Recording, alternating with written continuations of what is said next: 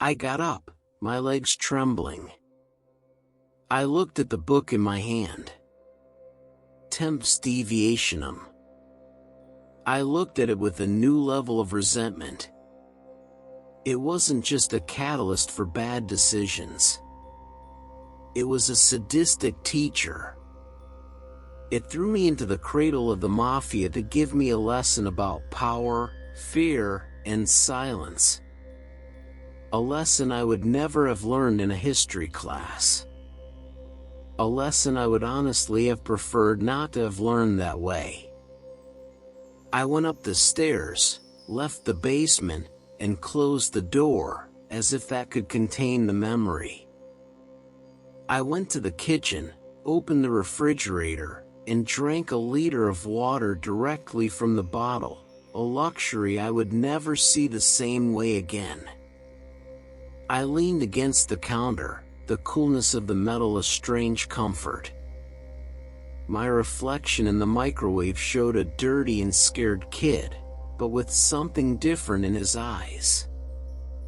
A dark understanding that wasn't there before. I think I'll take a 3-hour shower, burn these clothes, and then sleep for a week. And if someone offers me a glass of lemonade tomorrow, I'll probably have a panic attack. Honestly, history is fascinating, from a distance. Preferably, from a distance of about 150 years. Now, if you'll excuse me, my couch is calling.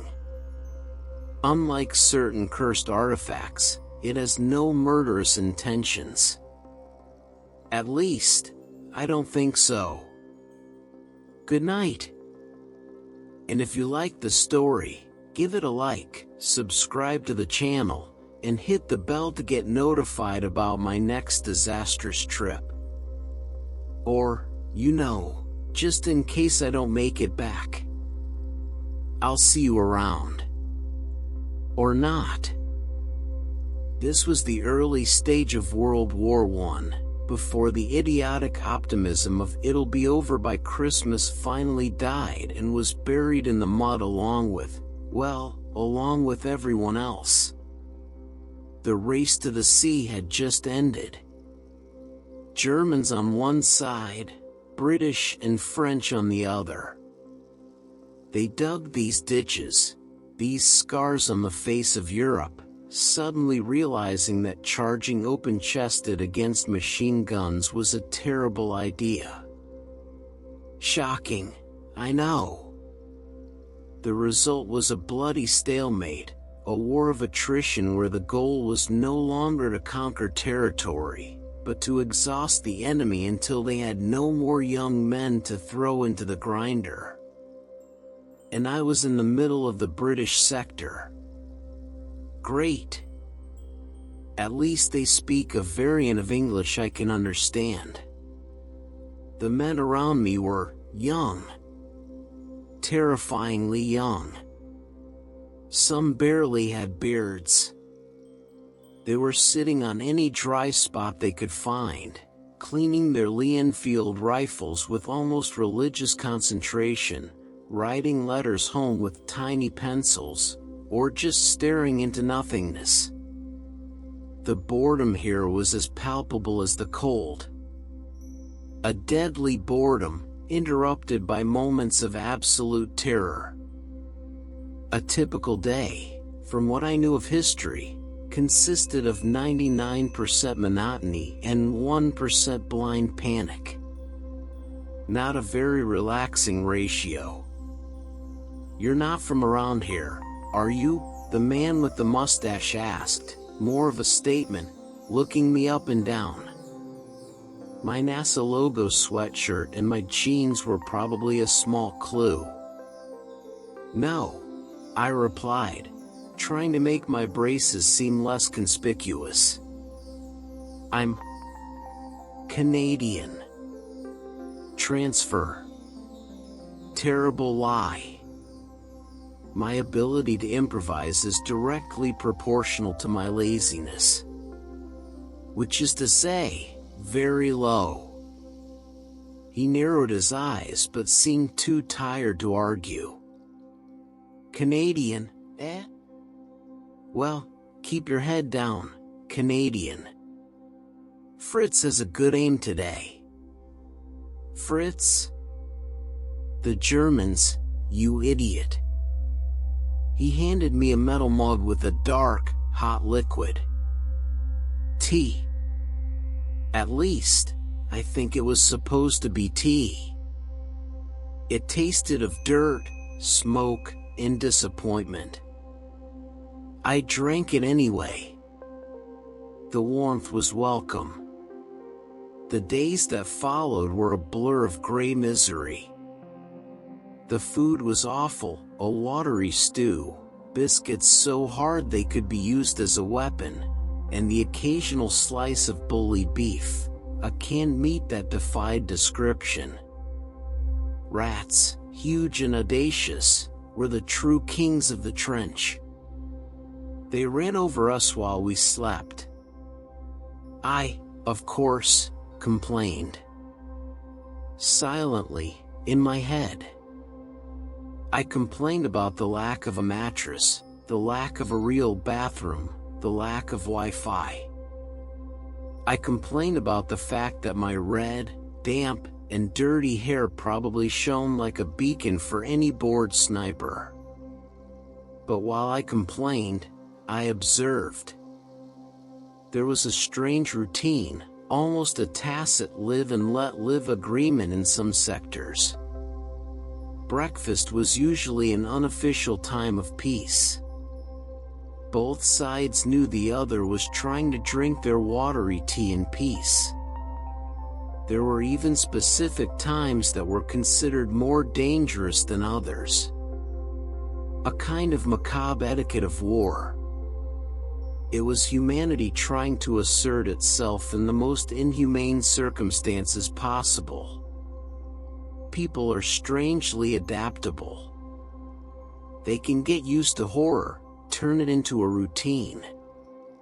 Which is, perhaps, the most frightening thing of all. Then, Christmas Eve arrived. The air grew even colder, and a thin frost covered the mud, making it look almost beautiful. For a second, the artillery, which normally punctuated the day with its guttural, deadly coughs, fell silent. A heavy, strange silence. The men seemed quieter, more introspective. The war might have taken them from their homes, but it couldn't take Christmas from their minds. Packages from home had arrived, bringing cakes, warm socks, and a taste of a world that seemed millions of miles away. I was leaning against the trench wall, trying to feel my toes, when it happened. First, it came from the German line. A light. Then another. Small Christmas trees, or something like them, being placed on the parapet of their trenches. Candles flickering in the icy darkness. It looked like a scene from a dark fairy tale. Then, the sound came. A voice. Then several. Singing. In German. The melody was unmistakable. Still Nacht, Heilige Nacht. Silent night. The British trench fell into absolute silence. No one shot. No one shouted an insult. They just listened. The song floated over no man's land, a fragile bridge of sound over an abyss of hatred. When the Germans finished, a tense silence settled. Then, a British soldier, a young man with a trembling voice, began to sing the first Noel. And that's how it started. Like a joke no one would dare to tell. The Germans applauded the British. The British responded with "O come, all ye faithful." The Germans joined in, singing in Latin. For a moment, they weren't English and Germans. They were just men, far from home, singing Christmas carols in the middle of a slaughterhouse. I, the cynic, the complainer, the anti-hero who finds everything a big joke. I was out of jokes.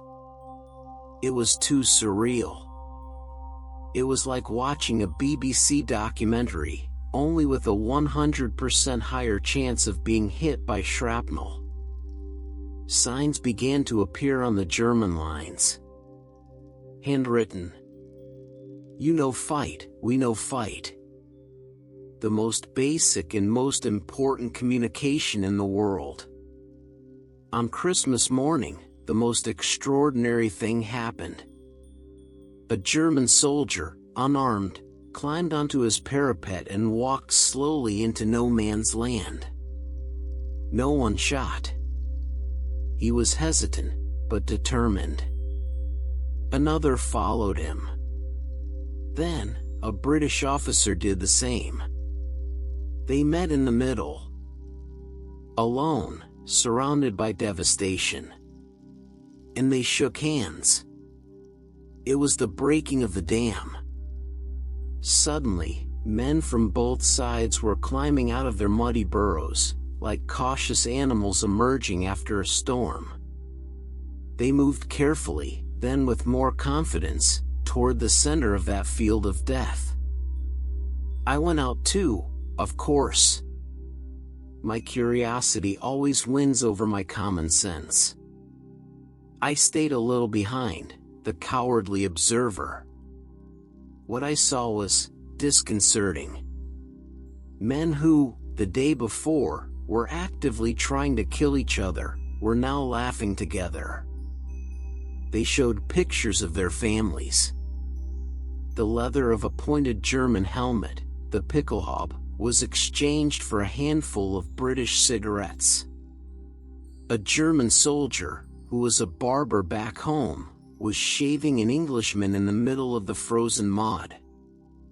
Uniform buttons, considered valuable souvenirs, were traded for cans of bully beef, which the Germans apparently found to be an exotic delicacy.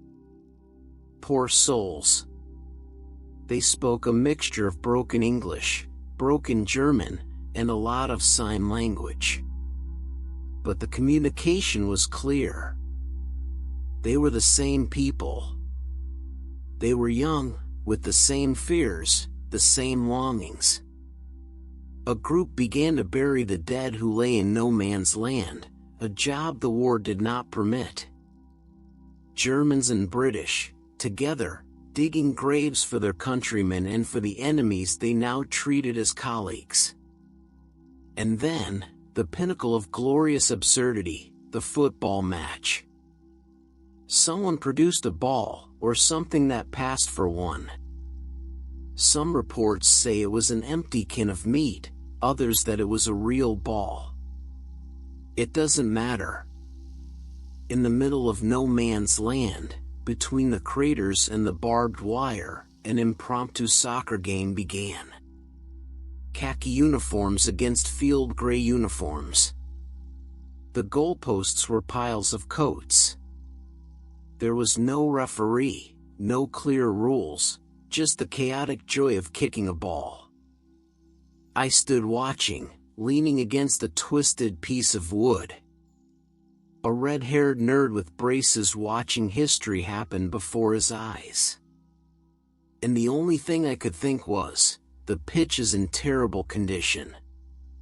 And they probably don't even know what an offside is. Dark humor is a defense mechanism, okay? Don't judge me. This truce was not universal. In some sectors, the fighting continued. The generals, in their comfortable headquarters miles away, were furious when they found out. Spontaneous peace? Fraternization with the enemy? Unacceptable. It undermined the fighting spirit. they issued strict orders that this should never happen again. And, for the most part, it didn't. The war became more bitter, more industrial, more impersonal in the years that followed. But here, in December 1914, for a brief, shining moment, humanity won. These men didn't stop fighting because they were cowards. They stopped because they were human. They looked through the sights of their rifles and, instead of a monster, saw a reflection of themselves. And for one day, that was enough to lower their weapons, get out of the mud, and share a Christmas carol. It was a small, fragile, and beautiful anomaly. A moment of sanity in the midst of absolute madness. And I, Ned, the accidental time traveler, was there to witness it. And to complain that my feet were freezing. Priorities, right? You know the problem with beautiful moments? They end. And usually, they end abruptly and unceremoniously. Peace is a fragile state, chaos is the default setting of the universe. And World War I was the universe in its most chaotic mode. The Christmas truce lasted for Christmas Day. In some places, it stretched to the next day. But it was like holding your breath underwater. Sooner or later, you have to come back to the surface to breathe the poison air of reality. And that's exactly what happened. There was no big announcement. No final whistle. It was more awkward. The men who had exchanged cigarettes and laughter in no man's land began to say goodbye with clumsy waves, like teenagers at the end of a strange date. They returned to their respective ditches, to their mud holes. A heavy silence fell over the field. Then, as if following an invisible script, an officer somewhere on the British line fired his revolver into the air. One shot. A full stop. And from the other side, a German rifle responded in the same way. It was the world's deadliest gentleman's agreement. Recess was over. Minutes later, the familiar sound of a sniper shot cut through the air, and everyone instinctively ducked. The game had resumed. The men who had played soccer together were now, once again, actively trying to kill each other. If the truce was the most surreal thing I had ever seen, the return to normalcy was the most depressing. I was back in my natural state, hunched over, internally complaining about the absurdity of it all. Oh, great! The regular programming of misery is back. I was starting to miss the sound of bullets buzzing near my ear. The year 1914 dragged to its melancholy end and gave way to 1915. With the new year came a new intensity. The fantasy of a quick, chivalrous war was officially declared dead. Now, it was a matter of mathematics and industry. Who could produce more shells? Who could endure more losses? The war of movement became a war of siege on a continental scale. And the queen of this new phase of battle was the artillery. Before, the shelling was intermittent. Now, it became the constant soundtrack of our existence. It began as a distant drumming, a thunder on the horizon. But it soon transformed into a deafening crescendo. The air crackled. The ground trembled, not like an earthquake, but with a deep, incessant vibration that entered your rib cage and made your teeth chatter. And the sound was a physical entity. There was the high-pitched, rising whistle of an incoming shell, a sound that made every muscle in your body contract in anticipation. It was a scream that ended in one of two things, either a deafening explosion somewhere nearby, which rained down earth, rocks, and red-hot metal shrapnel, or an absolute silence, which was your sound. You don't get used to it. It's impossible. You just endure it. Or you don't. And that's when I started to see it. Remember Alfie? The lad with the tenor voice who started singing the first Noel and who traded a piece of plum cake for a souvenir German helmet? He was the personification of that youthful optimism that the war specialized in crushing. After the killing resumed, he continued to be a good soldier. He followed his orders, kept his rifle clean. But something had changed. One afternoon, during a particularly heavy bombardment, a mortar shell, a mini as they called it, after Minenwerfer, the German name, landed about 20 meters from where we were huddled. The explosion was colossal. It threw up a fountain of mud and black smoke. No one in our group was hit. We were lucky. But when the earth stopped raining down on us, I saw that Alfie was different.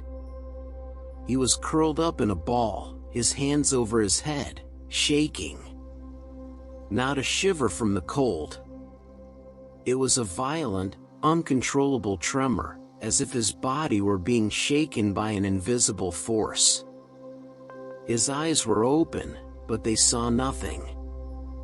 It was what the soldiers called the 1,000-yard stare. A gaze that focused on something far, far away, something only they could see. His sergeant, a man as tough as the biscuits we ate, shouted at him to pull himself together. "Come on, Alfie, it was just a scare. Get up, lad." But Alfie didn't get up. He couldn't stop shaking. This was shell shock. It was the silent epidemic of World War I. A plague of psychological trauma that no one understood and that the armies refused to recognize as a legitimate injury. With my 21st century knowledge, I knew exactly what was happening. It was a classic case of post-traumatic stress disorder, PTSD. Alfie's brain, subjected to constant stress and terror, had short-circuited. His sympathetic nervous system, the part responsible for the fight or flight response, was permanently switched on. His internal fire alarm was blaring, and there was no way to turn it off. His body was reliving the terror of the explosion over and over, even if his conscious mind wasn't. But in 1915, there was no language for it. There was no concept of PTSD. For the top military brass and for many doctors of the time, there were only two explanations for a soldier who stopped functioning. Either he was a coward, faking it to escape service, or he had some inherent moral weakness, a character flaw. The very term shell shock was coined in an attempt to give a physical cause to the condition, the idea that the shock wave from the explosion caused a brain concussion, an invisible injury to the brain. It was easier to accept a bruised brain than a broken mind. A broken mind sounded like a personal failing. I started to see more and more cases. Men who stuttered uncontrollably. Men who lost their speech entirely, becoming mute. Others developed strange paralyses, losing the use of an arm or a leg for no apparent physical reason. Some entered fugue states, where they would wander aimlessly, with no memory of who they were. And the tremors, the constant tremors, the nervous tics, the eyelids that wouldn't stop blinking. They were the ghosts of the trench, living men haunted by their own nervous systems. The treatment, when there was any, was barbaric and based on ignorance. The approach was disciplinary, not therapeutic. Be a man, get a grip. For the most severe cases, men were sent to hospitals in the rear, where cures like ice-cold baths, restrictive diets, and, in some cases, electroshock therapy were applied. The logic was as brutal as it was simplistic. If the shock of war broke you, maybe a different shock could fix you. Ah, yes, the pinnacle of medical science, I thought to myself, watching an officer yell at a young man who couldn't stop crying. If it doesn't work, yell louder. If it still doesn't work, accuse him of treason. Brilliant. The irony was that modern industrial warfare, with its capacity to inflict terror on a massive, impersonal scale, was creating a type of wound that the medicine of the era was completely incapable of healing or even understanding. Soldiers were prepared to die from a bullet or a bayonet. No one prepared them for the psychological annihilation of being shelled incessantly for days on end, huddled in the mud, waiting for death to come from the sky. As the war dragged on, I saw the toll it took not just on bodies, but on minds. And it wasn't just the men. The war was a ravenous machine, and it needed to be fed. Day and night, I saw the supply lines. They were mostly composed of horses and mules. Millions of them. Pulling carts loaded with ammunition, food, and equipment through roads that were little more than rivers of mud. I saw the fear in their large, dark eyes when the shells fell. They didn't have the option to hit the ground. They just stood there, trembling, tied to their carts, waiting. Their bodies were as disposable as the men's. They were just another cog in the machine. At least they don't have to pretend they're here for patriotism, I muttered to myself one night, watching a team struggle to free an exhausted mule from the mud. They know they drew the losing ticket. The seed for the next part of my educational adventure was being planted. Alfie didn't get better. On the contrary, he became a shadow. He stopped talking completely. He would just sit, rocking back and forth slightly, especially during the shelling. He still held his rifle, but his hands trembled so much it was doubtful he could use it. He was a body taking up space, an empty shell. A few weeks later, during an inspection, a senior officer saw him.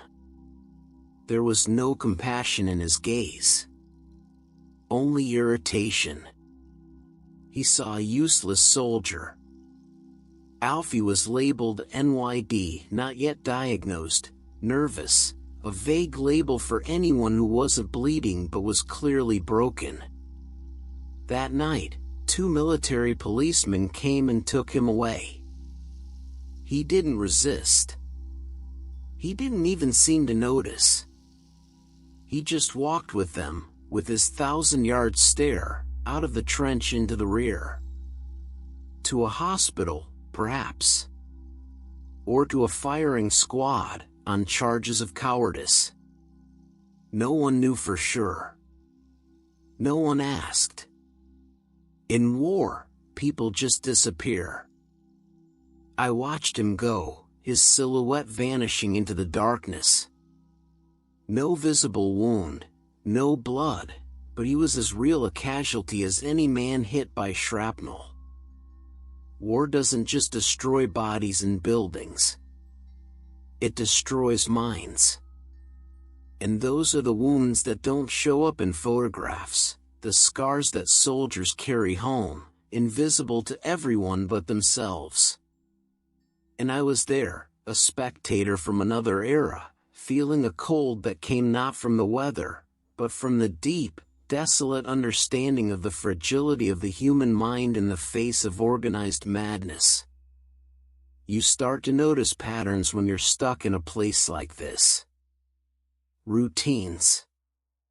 The routine of the shelling, the routine of bad food, the routine of fear, and the routine of supply. War, I discovered, is above all a problem of logistics. It's an insatiable beast that needs to be constantly fed with men, food, and, above all, things that explode. And the engine that fed this beast wasn't just made of steel and steam. It was made of flesh, bone, and muscle. Animal muscle. After seeing Alfie taken away, an empty shell of the boy he once was, I started paying more attention to the other tireless workers of the trench. Those who wore no uniforms, received no medals, and didn't even have the illusion of fighting for a cause. I'm talking about the animals. The other day, I watched an artillery crew trying to move a large cannon a few meters to a new position. The rain had turned the ground into a thick, sticky swamp. 6 horses, thin with their ribs visible under their wet hides, struggled to drag the heavy piece of metal. Their hooves sank into the mud, their muscles trembled with the effort. The sound wasn't just of men shouting orders. It was the sound of the horses snorting, a guttural sound of pure exhaustion. One of them slipped and fell, its eyes wide with panic, tangled in its own harness. It couldn't get up. It was exhausted, maybe with a broken leg. I saw the officer draw his pistol. I heard the shot. And I saw the other 5 horses, and the men, simply continue their work, now with an even heavier load. The dead horse was left to sink into the mud, another obstacle to be bypassed. It was then that the scale of what I was seeing really hit me. With my armchair historian knowledge, I knew the number. But seeing what that number meant in practice was something else. More than 8 million horses and mules were used in World War I, 8 million. It's a number so large it becomes abstract. But it wasn't abstract. It was 8 million living, breathing bodies, feeling fear and pain, being used as disposable equipment. 8 million, I thought to myself, adjusting the wire of my braces with my tongue. You could organize the most chaotic and overcrowded horse race in history. But no! Using them to drag explosives through a sea of mud until their hearts explode, apparently, a higher strategic priority. They were the backbone of the army. They brought food to the men, letters from home, medical supplies. And, ironically, they brought the ammunition for the cannons whose sole function was to terrorize and kill everyone, including the horses themselves. They died by the thousands, not just from gunfire and shrapnel, but from disease, exhaustion, and starvation. The conditions were as bad for them as for the men, if not worse. They suffered from trench fever, skin infections from the constant mud, and respiratory problems from the poison gas. Despite this brutal reality, the indifference of the system, I saw moments of strange tenderness. I saw soldiers, rough and tired men, sharing their ration of bread with their horse. I saw them brushing the mud from the animal's coat with an almost paternal care, whispering words of comfort during a shelling. It was a deep connection. In that anonymous hell, the horse was not just a means of transport. It was a companion, a silent confidant who shared the same misery. A living being whose suffering was as obvious and undeserved as their own. For a soldier who felt like just a number, perhaps caring for another living being was the last way to affirm his own humanity. Of course, my cynical brain intervened. That's touching. Next week, when this horse becomes dog food, he'll have to find a new best friend. But hey, it's the thought that counts, I guess. But it wasn't just the horses and mules. The war had a whole bestiary of involuntary recruits. If the horses were the brute force, the dogs were the versatile specialists. I saw them everywhere, of all breeds and sizes. There were the sentry dogs, trained to stay silent and bristle their fur or give a low growl when they smelled or heard an enemy approaching in the dark. They were living early warning systems. There were the messenger dogs, who ran with vital messages tied to their collars, crossing terrain where a man would be an easy target. But the most moving role was that of the mercy dogs. They were trained to find wounded soldiers in no man's land after a battle. They carried small pouches with basic medical supplies, bandages, water. If they found a man who could still be saved, they would bark to call the rescue teams. If they found a man too wounded to be moved, dying alone in a shell crater, they would simply lie down beside him. They would stay there, offering warmth and silent company in his final moments. I thought about that. In the midst of all that man-made carnage, the last kindness, the last act of compassion, was often outsourced to an animal. Makes sense, I muttered to a passing rat. Humans are too busy causing the problem to have time to deal with the consequences. Leave the emotional labor to the terrier. And then there was the Air Force. The original Air Force. The carrier pigeons. It might seem like a joke now, in the age of instant satellite communication. But in 1915, it was a deadly serious business. Telegraph lines were the first thing to be destroyed by an artillery barrage. Human runners were slow and obvious targets. The radio was a new, heavy, and unreliable technology. But a pigeon was fast, small, and flew above the mud and barbed wire. Over 100,000 pigeons were used by the British in the war. They were kept in mobile lofts near the front line and taken to the trenches in baskets. When an urgent message needed to be sent, it was written on thin paper, rolled up, and placed in a tiny cylinder attached to the pigeon's leg. Then, the bird was released. Its homing instinct, to return to its loft, was the technology. Of course, it wasn't foolproof. Hawks were a problem. Enemy snipers also tried to shoot them down. But the success rate was surprisingly high, over 95%. Many lives were saved because of a message delivered by a bird.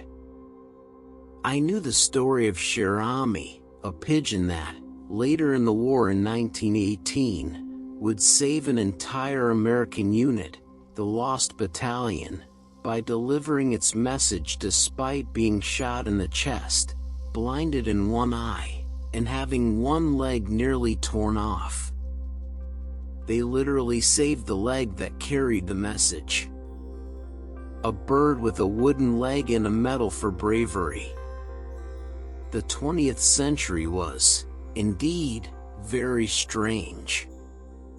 Imagine, I thought, your entire existence depending on the navigational skills of a bird. A bird that, on any other day, you'd shoo away for pecking at your trash. The irony is delicious. Horses, dogs, pigeons. They all served. They all suffered. And they were all, ultimately, viewed the same way as the men by the impersonal machinery of war, a resource to be expended. A means to an end. The difference was that the men, on some level, had a choice, however coerced. They had ideologies, patriotism, social pressure. The animals had none of that. They were prisoners of war from the moment they were recruited. One night, I was sitting on the step of a dugout, watching a veterinarian work under the light of a lantern. He was treating a nasty cut on the leg of a draft horse. He cleaned the wound with a gentleness and concentration that were rare to see here. The horse, huge and powerful, stood perfectly still, its head low, trusting the man. It was a small island of care in an ocean of destruction.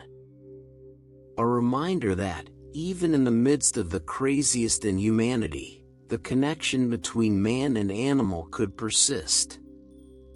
A small, stubborn spark of compassion that refused to be extinguished by the surrounding darkness.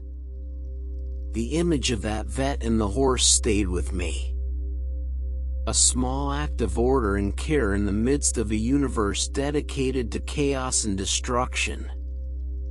It was like watching someone try to fix a leak with duct tape during a tsunami. Noble, futile, and deeply human. As I sat there, in my usual muddy corner, my lazy mind started to do something it rarely does: connect the dots. It was like putting together a puzzle where all the pieces are different shades of gray and despair. The first piece was the Christmas truce. Those voices singing Still Nacht over no man's land. Humanity stubbornly refusing to be dehumanized, even if only for 24 hours. A beautiful anomaly, a glitch in the system. The second piece was Alfie's face. The vacant stare, the uncontrollable tremor. The human mind, that complex and supposedly resilient thing, coming apart under the weight of a sound, a vibration. Proof that you can kill a man without even touching his skin. The third piece was the look in a dying horse's eyes. The silent panic of a mercy dog lying down beside a wounded soldier, the desperate mission of a pigeon flying through fire. Innocent suffering, pulled into the vortex of human madness. And suddenly, I saw the whole picture. They weren't isolated events. They were all symptoms of the same disease. This war wasn't like the others I had studied in my books. Those were wars of swords, of muskets, of tactics you could draw on a map. This was different. It was a transitional conflict, a terrible clash between two centuries. It had the mentality of the 19th century, generals with glorious mustaches talking about honor, courage, and patriotic sacrifice, but it was fought with the technology of the 20th century. Machine guns that spat out hundreds of bullets a minute. Artillery that could wipe a village off the map from miles away. And barbed wire, an agrarian invention turned into the most effective tool for trapping men in killing zones. The human spirit, the human mind, the human body, they weren't designed for this. We were made to fight a tiger, not an invisible artillery shell coming from above. We were made to face an enemy we can see, not to be dissolved by an impersonal machine. This war was a miscalculation on a global scale. An equation where the only answer was pain. And just when I thought I had understood the depths of the misery, the war, as always, decided to innovate. Rumors started to arrive. Soldiers transferred from other sectors, their eyes still haunted, spoke of a battle near a Belgian town called Ypres. They didn't talk about bullets or bombs. They talked about a cloud. A yellow-green cloud that crept low across the ground, silent, dense, seeping into the trenches like a malevolent fog. Gas. Chlorine gas. With my knowledge of the future, I knew what it was. One of humanity's most diabolical inventions. A product of science, of chemistry, of human intelligence, perverted to create a form of death that was pure torture. The men who breathed it didn't die from a clean wound. Their lungs filled with acid. They suffocated slowly, drowning in their own fluids, their throats on fire, blind and panicked. Oh, just great, I thought, sarcasm being the only life raft for my sanity. This just keeps getting better. When you think the well of suffering can't get any deeper, someone shows up with an industrial shovel and starts digging. They invented killer air. What's next? Trained explosive marmots? A plague of rabid locusts? Honestly, nothing would surprise me anymore. This news was the turning point for me. It wasn't a moment of heroism or great revelation. It was a moment of pure, absolute exhaustion. I had seen enough. The morbid curiosity that had led me to open the book in the basement had been completely sated and replaced by a deep, overwhelming desire for a hot bath, a cheeseburger, and a silence that wasn't just the interval between explosions. My status as a passive observer was no longer enough. My laziness, my fundamental desire for comfort and boredom, finally became a motivating force. I had to leave. The history class was over. I wanted to graduate. With honors in misery and a doctorate in despair. And so, a new routine began. During the long periods of monotony, I started searching. Discreetly, of course. I didn't want anyone to see me rummaging through empty ammunition boxes or sticking my hand into holes in the trench wall like a giant, red-haired hamster. Where would a magical time-traveling book hide in a place like this? My search was accompanied by a constant internal dialogue with the book itself. Okay, temps deviationum, the joke's over, I thought as I poked a damp sandbag with the tip of my boot, which now had the structural integrity of wet cardboard. I get it. Humanity is capable of industrialized cruelty and stubborn compassion, often at the same time. Lesson learned. Can I get my diploma and go home now? I checked under the wooden duckboard that served as a bed for several soldiers. Nothing but mud, rats, and the smell of hopelessness. Are you having fun? Was this a good prank? Let's send the complaining nerd to the worst place we can imagine and see how long he lasts. Hilarious. I'm applauding on the inside. Now, can we please change the channel? I'm ready for a documentary on the history of pizza. Something more palatable. I rummaged through a pile of empty food cans, feeling the cold, rusty metal. Nothing. The search gave me a purpose, though. It pulled me out of my observational torpor. Every moment of silence was no longer just a wait for the next shelling, it was an opportunity. I had to find my exit door.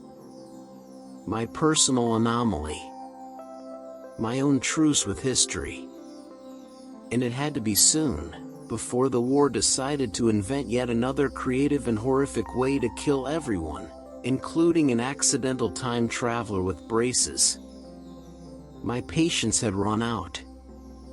And in a place like this, patience was the last thing you could afford to lose. My search for the book became my sole project.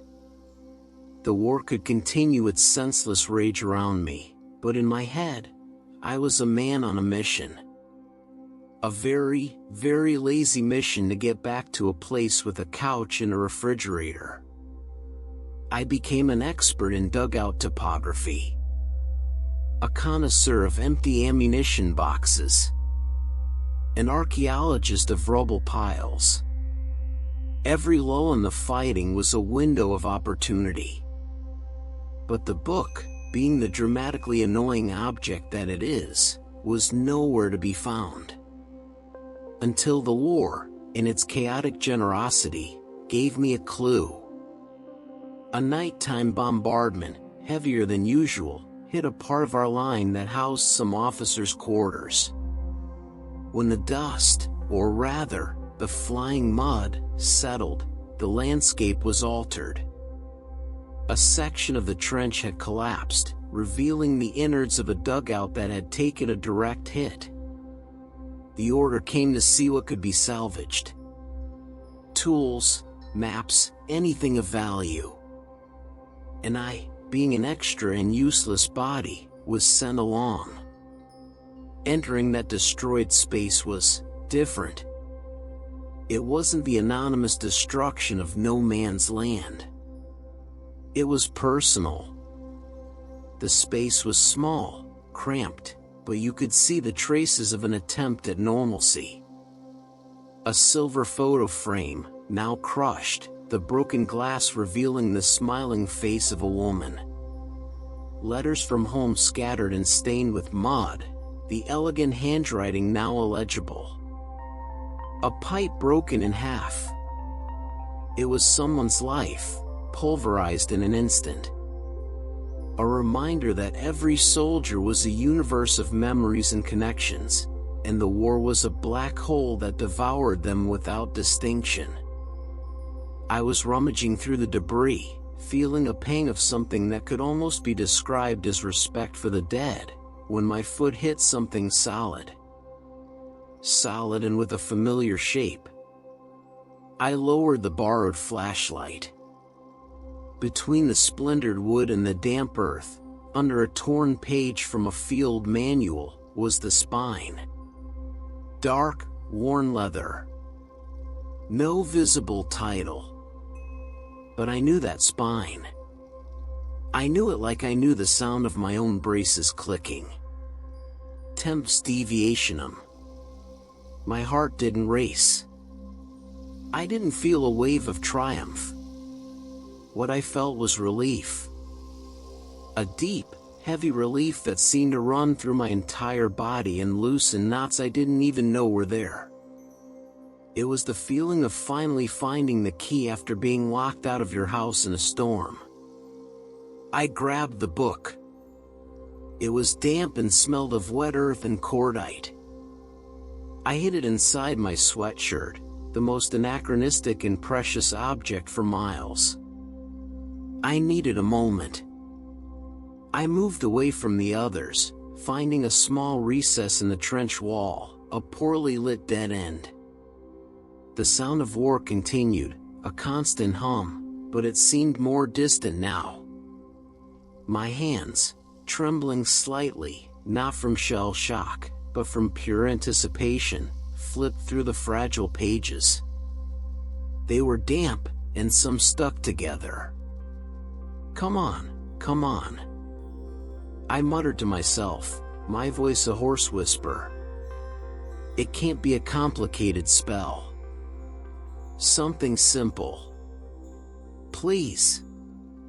And there it was. Near the end. It wasn't a long, flowery incantation. It was just 3 simple Latin words, written in an elegant script that seemed to mock the ugliness around me. Reverter ad originem. Return to the origin. I took a deep breath, the cold air filling my lungs with the familiar smell of mold, sweat, and fear. I closed my eyes. And, in the clearest voice I could manage, I read the words aloud. Reverter ad originem. The transition back was the opposite of the arrival. It wasn't a blender. It was like the sound being slowly faded out by a cosmic audio engineer. The distant sound of artillery was the first thing to disappear, replaced by a deep silence, a silence I hadn't heard in weeks. The constant tremor under my feet ceased, replaced by the immovable solidity of concrete. The damp cold that seemed to have fused to my bones began to recede, replaced by a dry, dusty warmth. The smell of mud, of rot, of metal and smoke dissipated, and in its place arose the unmistakable aroma of my grandmother's basement, dust, old paper, and a faint hint of mothballs. I opened my eyes. I was lying on the concrete floor of the basement. The only light came from my grandfather's flashlight, lying on its side next to me, casting a weak yellow circle on the wall. The book was on my chest. The silence was so absolute it was ringing in my ears. I lay there for a long time, just breathing. The air was still, stable, safe. I raised a hand in front of my face. It was dirty, but not with the mud of the Western Front. It was just ordinary basement dust. I ran a hand through my hair. It was dry. My sweatshirt was dirty, but not soaked. The only real proof that I hadn't just had the worst nightmare in human history was on my feet. My white sneakers, once pristine, were completely ruined. Covered in a crust of dried mud, a mud that was not of this time or this place. I stood up slowly. My body ached, but it was the ache of lying on a hard floor, not the ache of sleeping in a ditch. I put the temps deviationum back on the shelf where I got it, pushing it behind an old encyclopedia. It could stay there for a while. A long, long while. History books tell you about the battles, the dates, the generals, the strategies. But they don't tell you about the smell. They don't tell you about the paralyzing boredom between the moments of terror. They don't tell you about the sound of a man shaking uncontrollably in the dark or about the silent loyalty in an animal's eyes. They don't tell you how humanity can be, at the same time, the most horrific and the most stubbornly beautiful thing in the universe. But that's it. Enough for today. Good night and sleep well, you lucky people. And since you're here, subscribe to the channel. I need to justify to my therapist that at least someone is amused by my misfortunes.